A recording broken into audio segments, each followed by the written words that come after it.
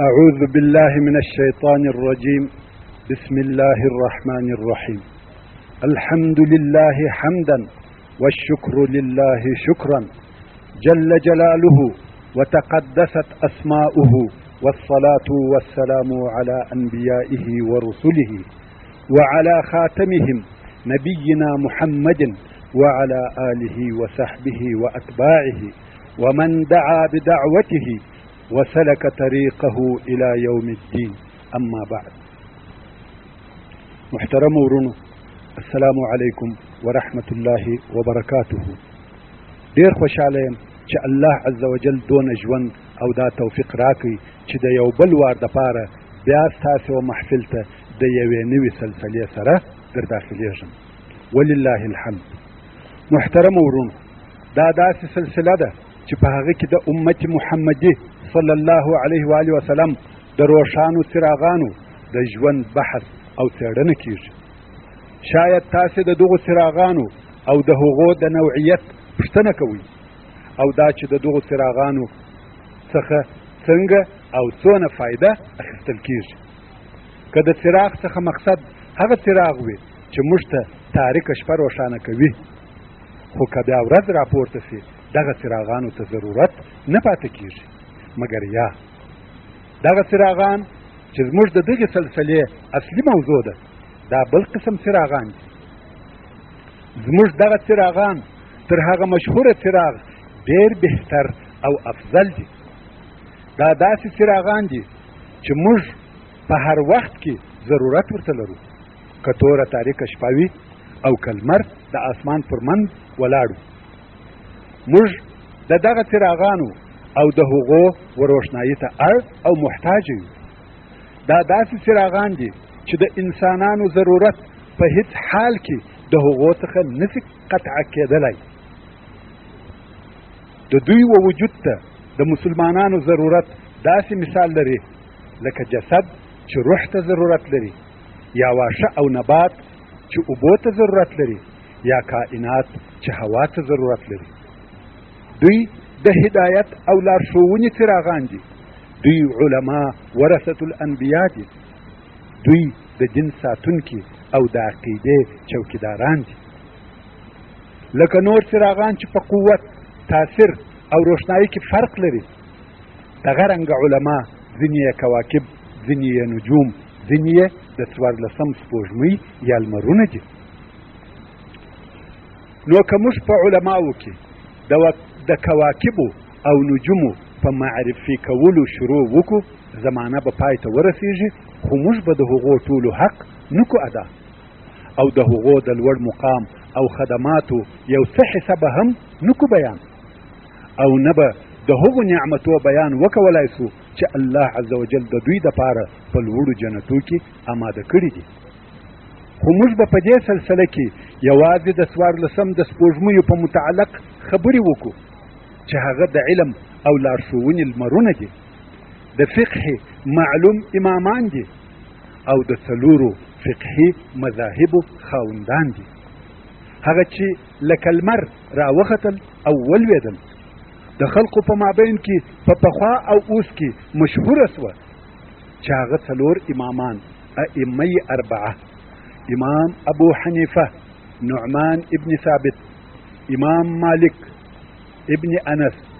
امام محمد ابن ادریس الشافعي، امام احمد ابن حنبل رضوان الله علیهم اجمعین دي. دغه ائمه 4 هغه درجه او مرتبه ته ورسېدل چې لوړوالی یې د هیڅ چا څخه نه دی پټ. دا ټوله د هغه لوی جهد او کوشش په خاطر چې دوی د اسلامي مقدس شریعت او فقه په خدمت کې وشندي، او دا چې دوی او د دوی امثالو د فقه ډېر لوی میراث تر شا پرېښاوه، دا د اسلام او مسلمانانو دپاره ډېر لوی فخر او ثروت دی. د مخه تر دې چې دغه د علم او لارښوونې د لمرو په متعلق خبرې شروع کړم، دا ضروري بولم چې د شریعت پر تاریخ او د فقه پر پراختیا یو مختصر نظر واچوم. هغه دا: کم وخت چې اسلام راغلی، د هغه د شریعت منبع، د احکامو اساس او د تعلیم مصدر یې هم یو ځای ورسره راغلی چې هغه کتاب الله قرآن مجید و. قرآن کریم زموږ د عقیدې او شریعت کتاب دی، لکه څرنګه چې د عقایدو او عباداتو په متعلق خبرې کړي دي، دغه رنګه د قانون او دنیوي احکامو په باره کې هم لارښوونې کړي دي. په قرآن کریم کې ډېر آیاتونه د کورنۍ د تعلق په باره کې راغلي دي، ډېر آیاتونه د بیع او معاملو په متعلق راغلي دي، ډېر آیاتونه د جنایاتو او د هغو د جزا په متعلق نازل شوي دي. دغه رنګه په قرآن مجید کې د دولي، اجتماعي او فردي علایقو په متعلق ډېر آیاتونه موجود دي. او بیا د قرآن مجید ترڅنګ د رسول الله صلی الله علیه و آله وسلم احادیث موجود دي.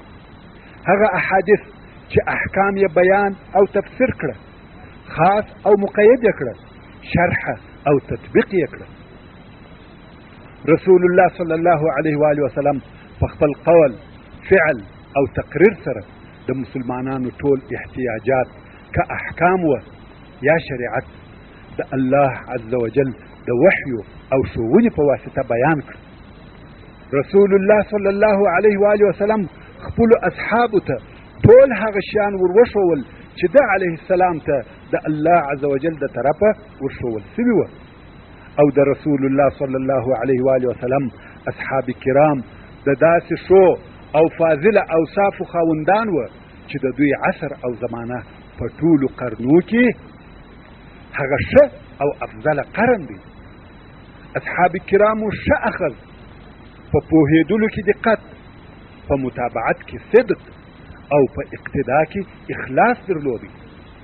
تر داسې اندازې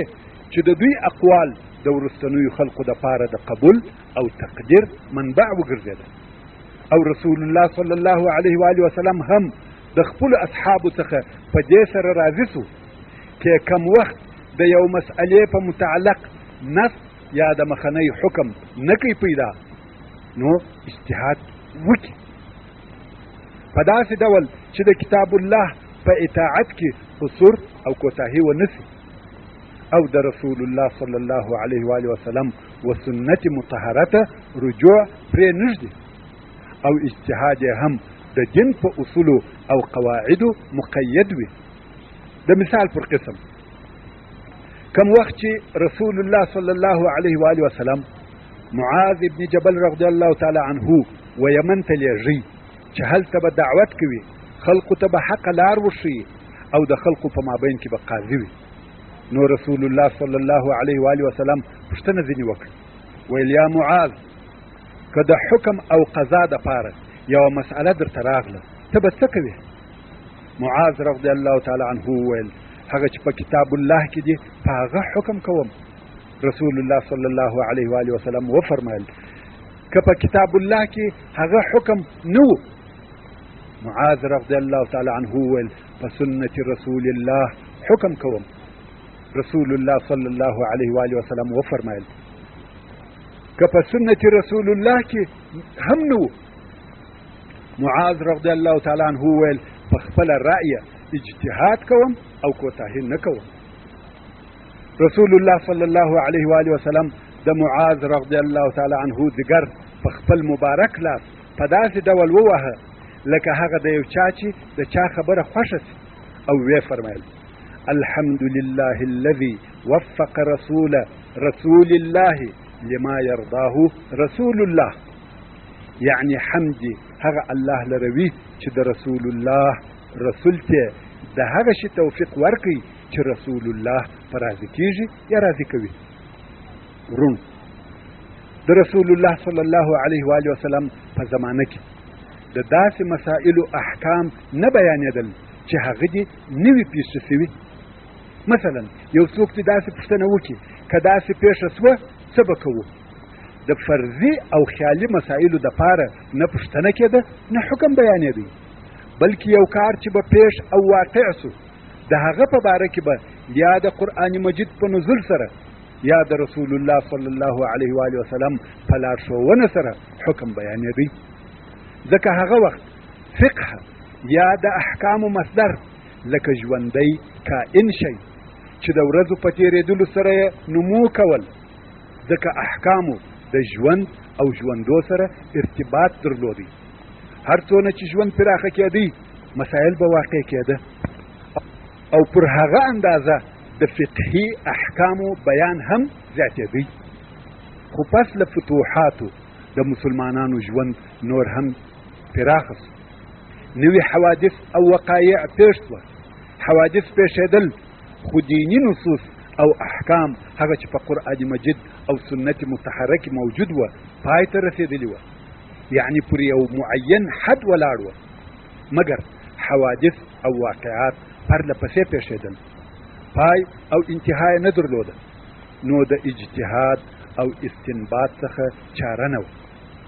د اجتهاد سلسله د خلفای راشدینو په وخت کې شروع شوه او په دغه کار کې هغه بارز او ښکاره شخصیت حضرت عمر فاروق رضی الله تعالی عنه او د ده رضی الله تعالی عنه پر لاس اسلامي فقه مخته ولاړه او بیا ډېر صحابه کرام د مځکې پر شاوخوا او مختلفه ښارو کې سره متفرق شوه چې ځینو ته یې الله عز وجل د تفسیر بصیرت ورکړی و، د قرآن مجید او احادیثو څخه د احکامو د رایستلو استعداد ورکړی و. نو به د صحابه کرامو څخه هر یوه د خپل قدرت پر اندازه د قرآن مجید او سنت مطهره څخه د احکامو استنباط او رایستل کول. هغه چې دته ورمعلوم وه هغه یې نشرول. په مدینه منوره کې عمر فاروق، علي ابن ابي طالب، عبدالله ابن عمر، زید ابن ثابت، ابي ابن كعب او ابو موسى الاشعري رضوان الله عليهم اجمعين و په مکه مکرمه کې عبد الله ابن عباس رضي الله تعالى عنه، په کوفه کې عبد الله ابن مسعود رضي الله تعالى عنه، په مصر کې عبد الله ابن عمرو ابن العاص رضي الله تعالى عنه او داسې نور. په دې کې شک نشته چې د اصحاب کرامو دغه په مختلفه ښارو کې متفرق کېده. داسې مثال لري لکه ستوري چې په آفاق د اسمان په اطرافو کې سره متفرق وي او دوی رضی الله تعالی عنهم اجمعین په خپل فقهي اجتهاد او استنباط کې د خلقو وختو او ځایو مراعات کړی دي. هو هغه کسان چې مځکه یې په علم ډکه کړې ده او دغه نور یې په دنیا کې نشر کړی دي هغه د صحابه کرامو هغه لوی امامان دي. مګر موږ په دې بحث کې تر صحابه کرامو راوروسته د نورو امامانو حالات بیانوو، ځکه د صحابه کرامو د حالاتو بیان په بله سلسله کې چې د حیات الصحابه په نامه سره یادیږي جاری دی او د ځینو اصحاب کرامو د ژوند حالات مو په سیرت النبي صلی الله علیه و آله وسلم کې درته بیان کړي دي او د شیخینو یعنی صدیق او فاروق رضی الله تعالی عنهما حالات مو په بله سلسله کې درته بیان کړه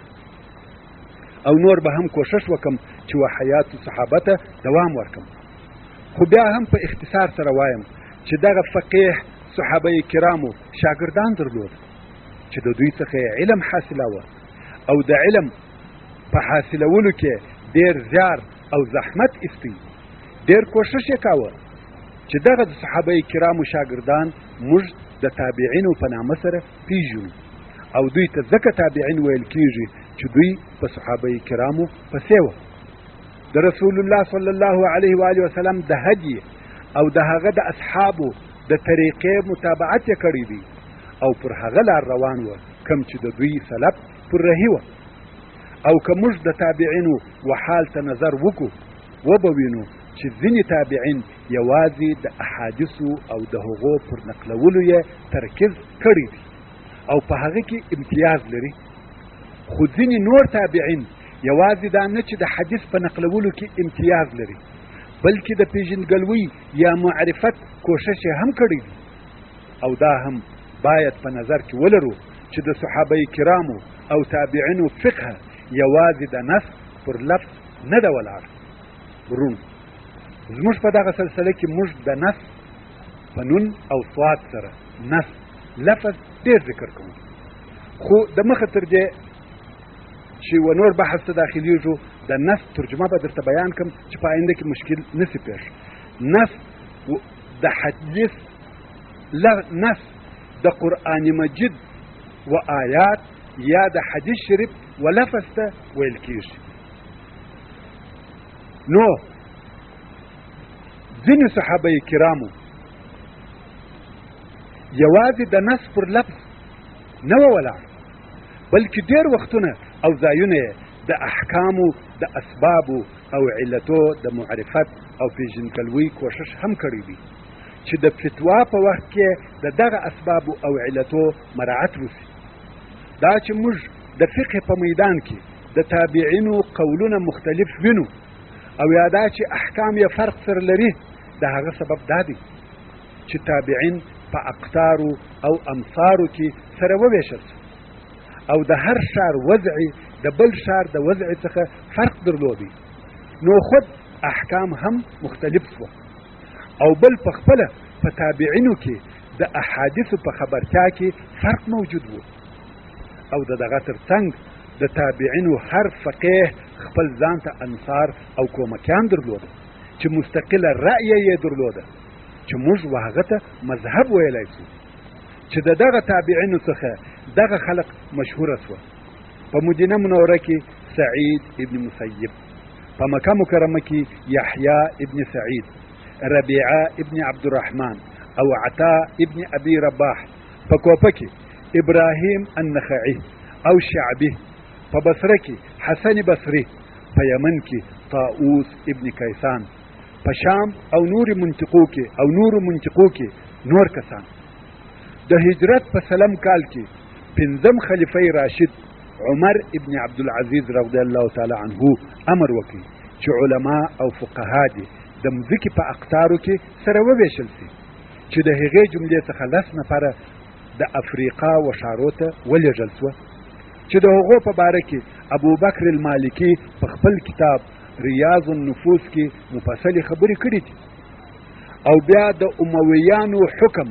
او دولت ټول شو، د عباسیانو حکومت جوړ شو، چې هلته بیا د عباسیانو او علویانو تر مابین مقابله شروع شوه. په دغه وختو کې د ترجمې او علومو د نقلېدو په سبب عربي او یوناني علوم سره یو ځای شوه. په دغه وختو کې احادیث مطهره تدوین شوه، د مفتیانو اقوال سره یو ځای شوه، فقه روښانه او مشهوره شوه. ډېر خلک د فقهي احکامو په زده کولو مشغوله شوه. فقها هم طبقې شوه، هره طبقه په هغه خپلو سابقه استادانو پورې تړلې وه، د هغو څخه اصول رانقلول او فروع یې پر زیاتول. په دغه باره کې ابو اسحاق شیرازي په خپل کتاب طبقات الفقها کې ډېره څېړنه کړې ده. په دغه وختو کې په پرلپسې ډول 4 امامان ائمه اربعه وځلېدل، چې هر یو یې داسې مثال لري لکه د 14 سپوږمۍ چې پر شاوخوا یې د ستورو او نجومو حلقې راګرځېدلې وي، او لکه څرنګه چې موږ به ووینو د حدیث او نقل د مدرسې و بغل ته د عقل اجتهاد او رأي مدرسه جوړه شوه، او هر یوه د دغو مدرسو څخه په وضاحت او تمیز کې زیاتېدل. او دا طبیعي خبره ده چې د حدیث او نقل مدرسه دي په عام ډول په حجاز کې نمو وکړي او په خاص ډول دي په مدینه منوره کې نمو وکړي، ځکه حجاز د سنت مطهره زانګو بلل کېده او د هغه صحابه کرامو د استوګنې ځای و چې سنت مطهره یې اورېدلي او د ځان سره ساتلي وه. او دا هم طبیعي خبره ده چې د عقل او رأي مدرسه دي په عراق کې روښانه او ځلانده شي، ځکه عراق چې نسبت و حجاز ته نوی اسلام ورسېدلی و او د سنت مطهره د موطن څخه لرې واقع و، او عراق داسې یو ښار و چې ځان ته قانون او موروثي تمدن درلود. نو خلق یې و داسې اقوالو او دلایلو ته محتاجه وه چې دوی قانع کړي، او د دوی د قناعت لپاره د دلیل او برهان څخه چاره نه وه. نو په دغه خاطر و تفکر او عقل ته احتیاج او ضرورت پیدا شو. عقلي دلایلو ته زمینه مساعده شوه. د رسول الله صلی الله علیه و آله وسلم په وخت او زمانه کې د اسلامي فقه منبع او مصدرونه فقط دوه اساسي مصدره وه چې قرآن او سنت وه. خو موږ وینو چې د احکامو مصدرونه د وخت په تېرېدو او د فقهي مسائلو په پراخه کېدو نور هم پر زیاتېدو وه او فقها هم د دغه نورو مصادرو په قبلولو کې څوک تشدد کوي څوک تردد او چا بیا د دغه نورو مصادرو په قبلېدو کې ترحیب او شراغلی کاوه.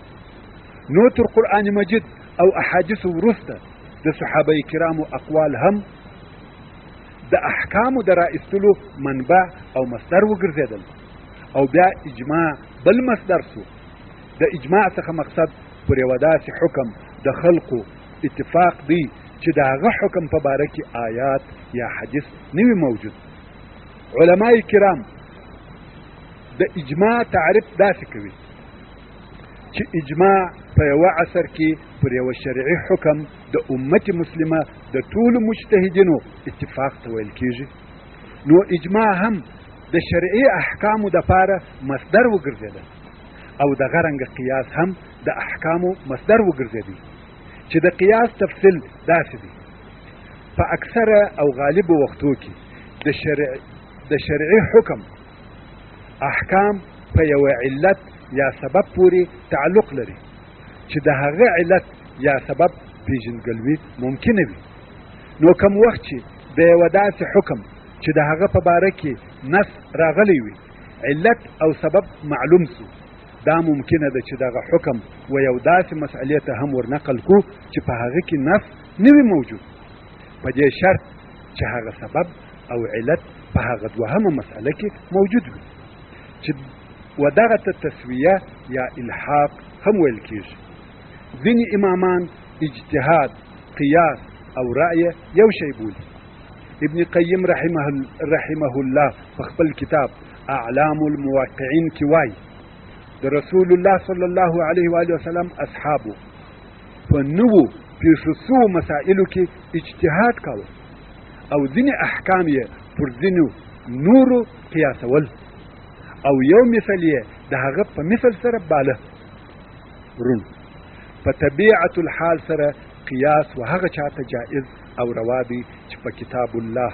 سنت رسول الله، د صحابه کرامو پر اقوالو، د مسلمانانو پر اجماع او د عربو په ژبه پوره عالم وي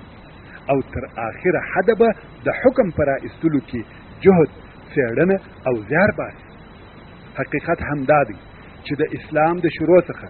مستقیمه رایه او تفکر هم د فقهاو په اجتهاد کې برخه او نصیب لري. یعنی تیز فهم، ژور عقل انسان د اجتهاد قابل ګرځوي. هو هلته داسې نصوص شته چې په رایه او عقل سره حکم کول بد بولي، مګر هلته د رایې څخه مقصد هغه رایه ده چې د نفس او هوا تابع وي، هغه رایه چې د دین و هیڅ اصل ته نسبت نه کیږي. اوس نو تر دغه توضیح او روښنایي وروسته چې په مختصر ډول سره مو د شریعت په باره کې درته بیان کړم، بهتره دا ده چې په اصلي مقصد شروع وکم. خو معمولا هیڅ مقصد به مقدمې نشي بیانېدلی او که بیان هم سي خوندور نه وي او د مقدمې په بیانولو کې ډېرې فواید موجودې دي. نو زه به هم تر مقصد د مخه یوه مقدمه بیان کړم. خیر دی که مقدمه اوږده هم سي خو بې فایدې خبرې به نه وي پکښې. ورونو، د اسلام په تاریخ کې ډېرو علماو خپل ځانونه و دین اسلام ته هبه او هدیه کړي دي، تعلیم یې کړی دی او تعلم یې کړی دی، د حق په لار کې زحمتونه ایستلي دي، پر حق یې جهاد وکړي،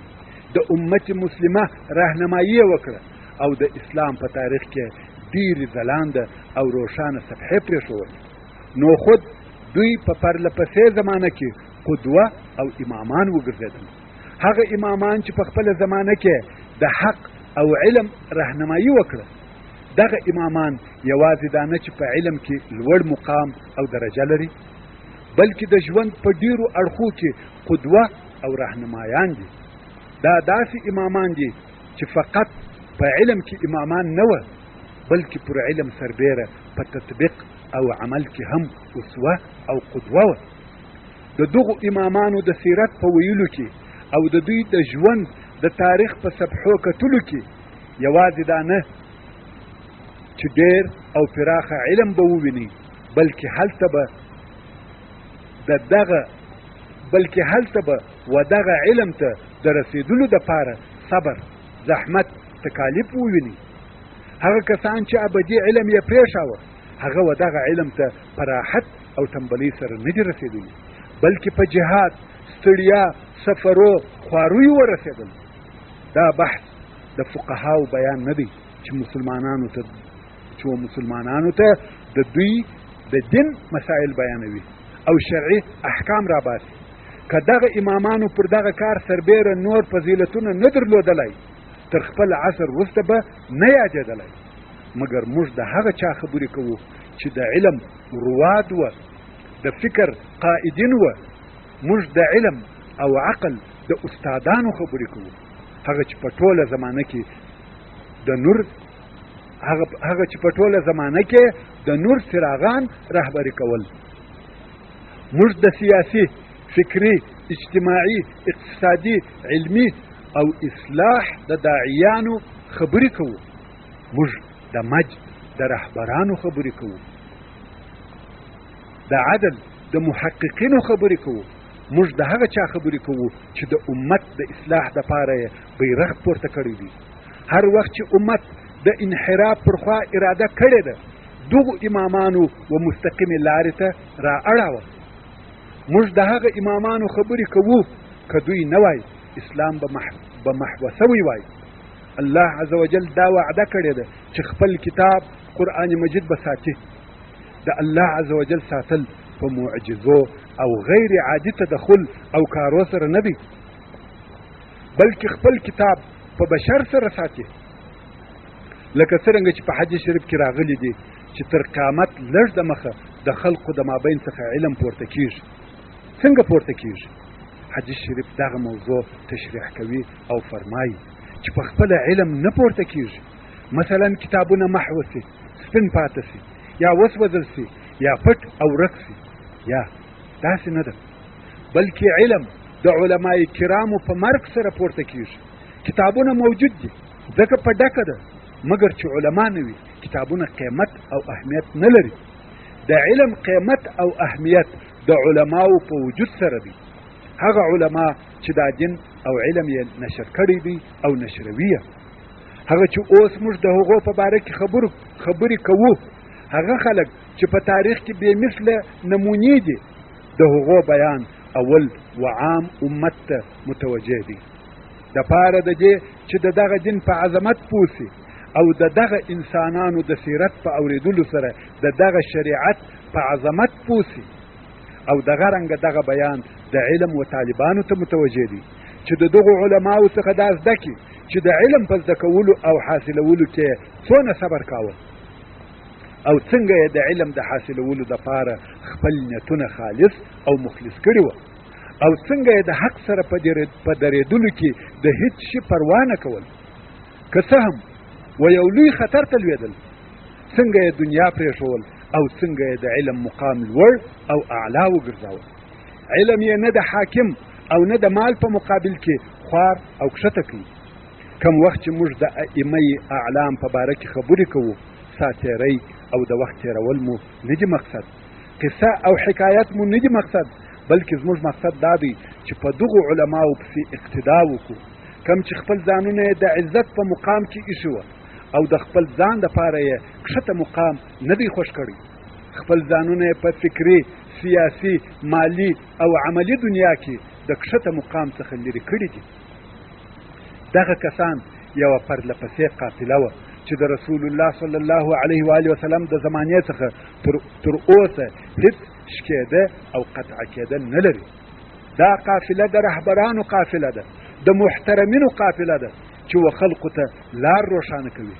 که هر څونه دا لار سخته وه که هر څونه دا لار ناهمواره وه خو دوی هغه کسان دي چې د امت دپاره یې دغه لار آسانه او اواره کړه د مسلمانانو علما هغه چې په علم فقه، وعظ، سلوک او اخلاق د امامت و درجې ته رسېدلي دي دونه ډیر دي چې حسابل یې سخت دي او دونه وافره دي چې استقصا یې مشکله ده. او موږ به په دغه بحث کې د ځینو ائمو حالات واورو ځکه موږ چې د ائمه اعلام خبرې کوو د هغه په ترڅ کې دې ته مجبور یو چې د هغو استادان یاد کړو، د هغو شاګردان یاد کړو، د هغو ملګري او مجلسان یاد کړو چې هغه ټول امامان او رهبران دي. او د دغه سیرت په بیانولو کې به په سلهاوو د داسې کسانو نومونه واورو چې هغو په پرلپسې تاریخ کې و امت ته لارښوونه کړې ده. څرنګه چې په ټولو امامانو کې د ډېر شهرت او مقلدینو په لحاظ د څلورو مذاهبو امامان ډېر مشهوره دي، که څه هم هلته نور امامان شته چې د دوی سره په علمي مقام، درجه او رهبري کې رقابت او تنافس کولی شي، مګر دغه څلور په امت محمدي کې خاصه وضع لري. الله عز وجل دوی ته د دوی د نجیبو شاګردانو په واسطه دا په نصیب کړه چې د دوی د علم بیرغ پورته کړي او د دوی علم نشر کړي او د دوی علم د تاریخ په اوږدو کې و امت محمدي ته خاصې مدرسې سوې. د دوی علم داسې منهج او طریقه سوه چې علما اقتدا پسې کوي. هو د اسلام په تاریخ کې داسې علما شته چې په علمي لحاظ د دوی تر درجې نه دي کم، لکه اوزاعي، سوري، لیث، طبري، داود الظاهري، ابو ثور، ابراهیم ابن خالد، د اهل بیت امامان، محمد الباقر، جعفر الصادق او نور د دوی امثال. ډېر امامان شته چې مجتهد امامان دي، مسلمانانو ته داسې لارې ورښولي دي چې د خپل دین په احکامو خبر سي، په شرعي مسایلو خبر سي، د دین لارې روښانه کړې او اواره کړې ده. خو موږ د هغو څخه هغه کسان اختیار کړه چې هغه د عامو مسلمانانو دپاره قدوات او رهبران دي. او د دغو ائمه اعلام په ژوند کې حوادث، اجتهاد، اخلاق، سلوک او ډېرې لوی قربانۍ شته چې د عامو او خاصو دپاره په مساوي ډول رهبران بلل کېږي. ورونو، هیڅ عصر د امامانو او دیني رهبرانو څخه نه دی خالي سوی، مګر دغه ائمه اعلام د اول عصر ائمه دي، خو په وروستنیو کې هم په پرلپسې ډول سره امامان د شریعت محمدي دپاره څراغان موجود وه چې په علم، دعوت، ثبات او وسمې لارې ته د امت مسلمه د راګرځولو سبب وه چې حسابل او حسرول یې سخت دي. خو دغه کسان چې موږ د اوسنیو فتو دپاره خاص کړي دي، د دوی په ژوند کې به د کوچنیوالي څخه بیا تر هغه وخته چې د امامت و درجې ته رسېدل عجایب وویني، او دغه رنګه د دوی د استادانو دپاره به ډېر لوی فضل او احسان ووینو چې دغه امامان یې په وجود راوړه. او په دغه کې د اوسنۍ زمانې و استادانو او د اسلام و محترمو علماو ته تنبیه او توجیه ده چې د خپلو شاګردانو سره داسې زیار وباسي چې د امت دپاره امامان جوړ کړي، خاصتا وذکي او هوښیار شاګردانو ته ډېر متوجه سي چې هغه هم د امامانو په شکل په وجود راسي. او دغه رنګه د دغو امامانو مندې او پلرونه هم د دوی د امام جوړولو په متعلق ډېر لوی رول او اهمیت لري چې څنګه یې خپل اولادونه و علم ته متوجه کول، نه د ژوند و نورو کسبو او صنعتو ته. نو موږ د یو مسلمان په صفت د هغو مندو او پلرو تر احسان لاندې یو چې و بشریت ته یې دغه د لارښوونې ستوري په هدیه کې ورکړه. د ایمان، علم او شریعت قاصدان یې و بشریت ته په هدیه کې ورکړي دي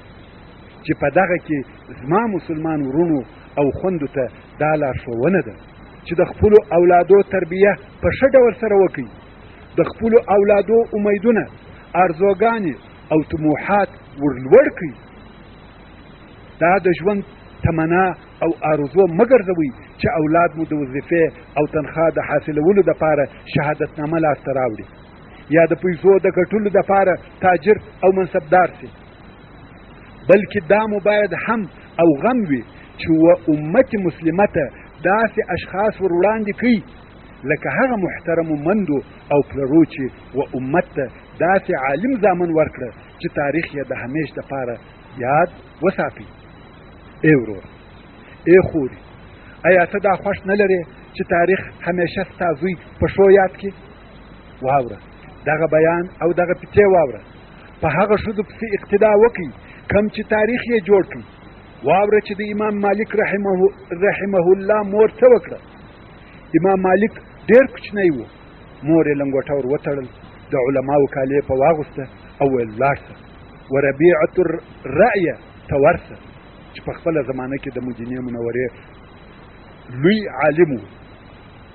ویل ربیعة الرأیه ته ورسه او د هغه ادب د هغه تر علم د مخه زده کړه. امام مالک رحمه الله چې کوچنی و، د غوښته چې د دنیوي کارو څخه په یو کار مشغوله سي، مګر مور یې د دغه ارادې څخه په ښه اړولو واړوي او د علم وزده کولو ته ولېږي.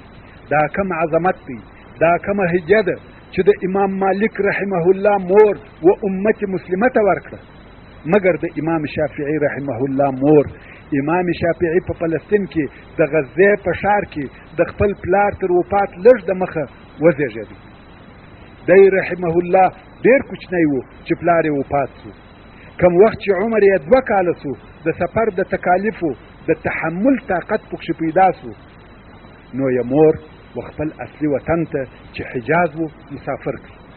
او بیا یې مکې مکرمې ته راوستی، د تعلیم او زده کړې دپاره یې آماده کړي. ځکه وده ته د فقه زده کول په بل ځای کې دونه نه میسره کېدل لکه په حجاز کې. نو دې هجرت او سفر وکړي دپاره د دې چې خپل زوی داسې ځای ته بوځي چې هلته علما موجود وي. نو ای علماو، ای د علم طالبانو، ای مسلمان ځوانانو، ای د مسلمان اولادو مندو او پلرو، په دغه فکر باید حرکت وکړو، په دغه عزم باید په خبرو شروع وکړو. نو اوس ما سره یو ځای د ائمه اعلام و قصو ته متوجه سي، خو تر قصې د مخه یو مهم تفکر او توجه پکار ده چې د مسلمانانو دپاره اصلي مرجع او مذهب کتاب او سنت دی، او خاصتا موږ به د دغه څلورو امامانو په ژوند او تاریخ کې ووینو چې د دوی ټولو په مذهب کې پوره ترکیز، تثبیت او تاکید موجود دی چې د اسلام د شرعي احکامو اصلي مرکز او مرجع کتاب الله او سنت رسول الله صلی الله علیه و آله وسلم دی، او حق د دې حقدار دی چې متابعت وشي. او موږ به ووینو چې د دغو امامانو څخه هر یو پر خپلو شاګردانو بلکې تر دوی وروسته پر ټول امت دا تاکید کوي که چیرې حق زما د رای او نظر څخه مخالف وو، نو حق د دې حقدار دی چې متابعت یې وشي، نه زما نظر. حتی ځینې د دغه امامانو وایي چې زما رایه که د حق څخه مخالفه وه پر دیوال یې ووهه. نو موږ چې د دوی حالات بیانوو، په حقیقت کې موږ د دوی فضیلت، د دوی درجه، د دوی سیرت، د دوی رهنمایي، د دوی علم بیانوو چې په هغه کې هیڅ شک نشته. مګر د دغه خبرو په مقدمه کې یو تاکید شته، هغه دا چې انسان هر څوک چې وي، په هر مقام او درجه کې چې وي، دا امکان شته چې خطا ولاړ شي او یا دې حق ته ورسېږي، او د هر انسان ځینې کارونه او اقوال قبلول کېږي او ځینې پرېښول کېږي، الا المعصوم صلی الله علیه و آله وسلم. موږ چې د دغه امامانو مدح او توصیف بیانوو، لوړ یې بولو ځکه دوی د مدح وړ او لایق دي، دوی د لوړ مقام او درجې خاوندان دي. مګر د دې معنا دا نه ده چې دوی معصوم دي. عصمت د انبیاء علیهم السلام دپاره دی. موږ چې د ائمه اعلام خبرې کوو، زموږ خبرې د علم د امامانو په باره کې دي، زموږ بحث د دین، اخلاقو، پاکی، سلوک او تقوا د امامانو په باره کې دي. د هغه امامانو خبرې کوو که څوک غواړي چې په یو چا پسې اقتدا وکړي، دغه خلق هغه څوک دي چې اقتدا پسې کېدلی شي. او زه به په دغه سلسله کې خپلې خبرې د هغه چا په باره کې خاص کم چې اول د دغه امامانو دوی او اعظم د ائمه اعلامو دوی چې هغه امام اعظم ابو حنیفه نعمان رضی الله تعالی عنه دی. ورونو امام ابو حنیفه رضی الله تعالی عنه داسې څوک نه دی چې عادي مقام او درجه دی ولري چې موږ دې هیر کو. امام ابو حنیفه رضی الله تعالی عنه د څو اړخو څخه د ډېر لوی او لوړ مقام خاوند و. امام ابو حنیفه رحمه الله داسې شخصیت و چې په خپل دنیوي ژوند کې کامیاب و، د علم په تحصیل او معرفت کې نابغه و، په خپل رأی تفکر او استنباط کې عبقري و، او د ښو فاضله اخلاقو خاوند و. داسې اخلاق چې د هغې زمانې د اهل صداره ائمه اعلام د مجلس او ملګرتیا لایق وګرځاوه او وی کولای شوای چې په خپله ټولنه کې د ځان لپاره یو بارز مقام پیدا کړي، هغه ټولنه چې هلته د انصاف او اعتصاب عوامل پکښې ګډوډ وو. د امام ابو حنیفه د تعریف او صفت لپاره دغونه کفایت کوي چې د ځان لپاره یې داسې لقب وګټي چې لمر غوندې پر ټول جهان وځلېږي، په ټول جهان کې په هغه لقب سره مشهوره سو چې هغه لقب الامام الاعظم دی. پر دې سربیره چې امام ابو حنیفه رحمه الله د عراق فقیه وو، د اهل الرایه امام هم وو، د ده علم او پوهې د دې سبب سوه چې عبدالله ابن مبارک د ده رحمه الله په باره کې وایي انه مخ العلم، یعنی دی رحمه الله د علم مغز دی، او د همدغه علم او پوهې په سبب ابن جریج د ده رحمه الله په باره کې وایي انه الفقیه. امام ابو حنیفه رحمه الله د هجرت په 80 سنه کې په عراق کې د کوپې په ښار کې دنیا ته راغی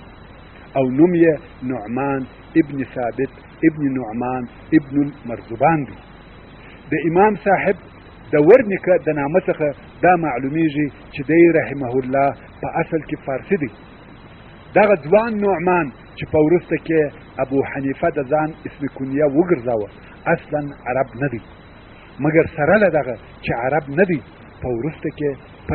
وروسته کې په امام اعظم سره معرفي او مشهوره سو او د امت مسلمه امام وګرځېدی. که دغه حالت او کیفیت غیر له اسلامه په بل دین کې وای، د هغه عصبیت او نجات پرستی په خاطر به داسې نه وای پیښه سوې چې غیر عرب دی د امام اعظم لقب وګټي، مګر د اسلام د لویو برتریو څخه او شو فضیلتو څخه یو هم مساوات دی. هغه مساوات چې طبقاتي ژوند یې محو کوي، نژادي او فرقوي ژوند یې د بینه یوړي. اسلام د رنګ او نژاد په خاطر، د منطقې او قومیت په خاطر و هیڅ فرق ته نه دی قائله او نه قبلوي، مګر ځینې کسان پر امام ابو حنیفه رحمه الله دا عیب وایي چې د اصل فارسي دی، او د دې خبرې څخه د دوی مقصد دا دی چې علمي قدر یې ورکم کړي. مګر دغه مسلک، دغه د جاهلیت مسلک او منهج د اسلام د نور پر راتګ سره و پای ته ورسېدی. اسلام د انسان د احترام او اکرام دپاره د عمل صالح او تقوا ترازو ایښی دی. ان اکرمکم عند الله اتقاکم. امام ابو حنیفه رحمه الله د حري او آزادي کورنۍ څخه و. د ده په پلرو او نیکهګانو کې مریتوب او عبودیت نو موجود. ورونو دا خبره په دې خاطر کوم چې تاسو ته دا معلومه ده چې د اسلام د فتوحاتو په وخت کې خاصتا د امیر المؤمنین عمر بن الخطاب رضی الله تعالی عنه د خلافت په وختو کې چې عراق او فارس فتح کېدی، هلته د مناطقو فتحه پر څو قسمه و. یو دا چې د کومې منطقې خلقو چې به د مسلمانانو سره جنګ کاوه، پس له شکسته به بندیان ونیول سوه او بیا به د مسلمانانو مریان وه. او یو قسم فتحه بیا داسې وه چې د هغې منطقې خلق یا به مسلمانان سوه یا به په صلح تسلیم سوه، چې دلته نو بندیان او مریان نه وه. نو د امام ابو حنیفه رحمه الله نیکهګان په صلح او اسلام تسلیم سوي دي، نو خود د دوی په کورنۍ کې مریتوب نه دی پېښ سوی او د دغه مدعا د اثبات لپاره د اسماعیل قول را نقلوو. اسماعیل چې د امام ابو حنیفه رحمه الله لمسی دی، د هغه څخه روایت کیږي. پس له هغه چې قسم یې یاد کړي نو یې وویل زه اسماعیل ابن حماد ابن نعمان رحمه الله چې امام اعظم دی، ابن ثابت ابن نعمان ابن مرزبان د حرو فارسانو د اولادې څخه یو، په والله هیڅکله موږ ته مریتوب نه دی پېښ شوی. مقصد دا چې امام ابو حنیفه رحمه الله د آزادي او حرې کورنۍ څخه دی. او داسې ډېر روایتونه شته چې وایي د نعمان چې د ابو حنیفه رحمه الله نیکه دی او د حضرت علي رضی الله تعالی عنه په مابین کې ډېره ښه علاقه موجوده وه. او دغه رنګه امام ابو حنیفه رحمه الله چې کوچنی و د خپل پلار ثابت رحمه الله سره د امیر المؤمنین حضرت علي رضی الله تعالی عنه و مجلس ته ورغلی. حضرت علي کرم الله وجهه د ده او د ده اولادې ته د برکت دعا وکړه. نو د امام ابو حنیفه رحمه الله د کورنۍ د رسول الله صلی الله علیه و آله وسلم په اهل بیت کې د جلیل القدر امام امیر المؤمنین حضرت علي رضی الله تعالی عنه سره ښه علاقه موجوده وه. او یوه بله خبره چې ښکاره او واضحه ده هغه دا چې په دغه زمانه او د اسلام په تاریخ کې ډېر علمای کرام عرب نه وه. هلته داسې یو روایت شته چې دغه واقعیت ته اشاره کوي. هغه دا چې عیسی ابن موسی چې د عربو یو امیر و او د خپل قوم عربو سره تر اندازې زیات حب درلودی، یا په بل عبارت قوم پرست و. د قاضي ابن ابي لیلا څخه د امت د فقهاو پوښتنه وکړه، ویل ستا په نظر د دې امت علما او فقها څوک دي؟ او قاضي ابن ابي لیلا چې په خپله لوی عالم دی لطفا فتا واړوه.